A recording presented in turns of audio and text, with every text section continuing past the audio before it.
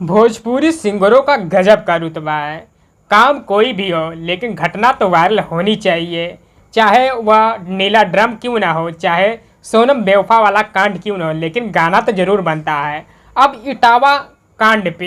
इटावा कथावाचक कांड पे एक गाना आ गया है। यह गाना भोजपुरी एक्टर यश मिश्रा ने गाया है। प्रणाम पंडित जी। यह गाना इसी बीच में लाकर दिखा दिया है कि हम भोजपुरी लोग वायरल घटना को ज़्यादा जिक्र करते हैं और व्यूज पाकर हम लोग नाम कमा लेते हैं।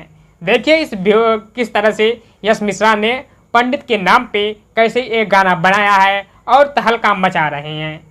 बाघ का कलेजा है, जिगरा में है दम, परशुराम के वंशज हैं, डरते नहीं है हम। पूरे भारत में एक ही है ब्रांड पंडित जी, दुनिया है कहती प्रणाम पंडित जी।